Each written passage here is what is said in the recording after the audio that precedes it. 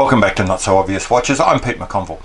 Bear with me while I just go sideways from watches for a second. In 1959, Maserati introduced the Tipo 61, otherwise known as the birdcage. They only built about 14 of these race cars. That was about all the Maserati could afford to build, and two, they only had customers for about 14. That's all they were going to make.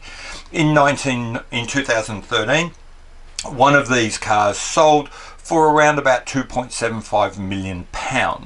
That is because that is what a collector's item is. It is something which is hard to find because it's just hard to find. In contrast, you could go to Franklin Mint right now. Franklin Mint, for those of you who don't know, are one of these bizarre, we make commemorative limited edition things companies. You can buy a limited edition model of the Maserati Tipo 61 and they will sell that to you for $643. It's probably a $20 to $50 model, but they'll sell it to you for $643. Why? Because it's a limited edition.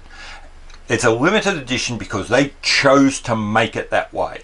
Not because the market just worked out that way, not because there weren't enough buyers, not because this was a secret thing that not many people realized, but right off the bat, they chose to manipulate the market and try and create demand artificially that the product itself, in this case a $25 model of a car which itself was collectible, make that demand, heighten that demand by artificially limiting the marketplace and manipulating you, the buyer.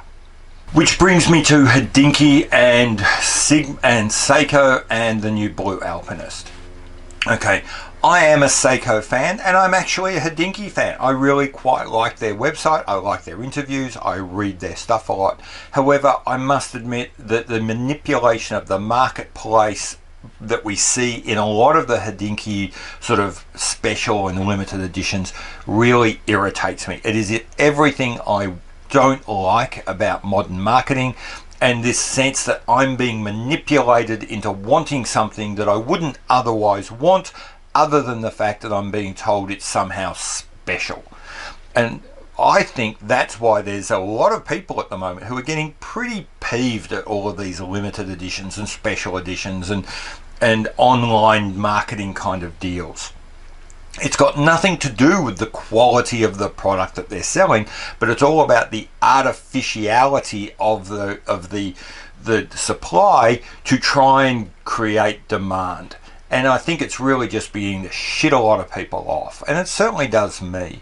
And it's funny because I never even wanted this watch. I'm not a big fan of the Alpinist originally. I don't like cathedral hands. I don't like the quite thick bezel. I wouldn't have wanted to buy the blue one anyway.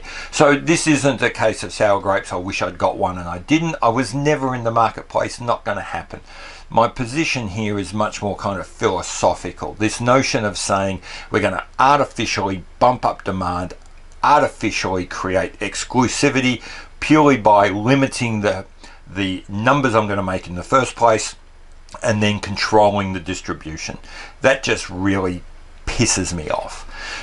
I don't know what other people think. Maybe you think this is a perfectly legitimate business practice and that this is something any wise business would do. And you know what? Maybe it is, but I'm not a business, I'm a consumer. So I have a completely different point of view. And as a consumer, this just really shits me. So anyway, that's my view. You might believe otherwise. Perfectly welcome to. Leave comments below. Very quick turnaround on this video because I am trying to capture what's going on. But hopefully you liked it. If you did, please subscribe. Please like the video and subscribe. And if you disagree with me, I would love to hear you in the comments. Thanks very much. Bye.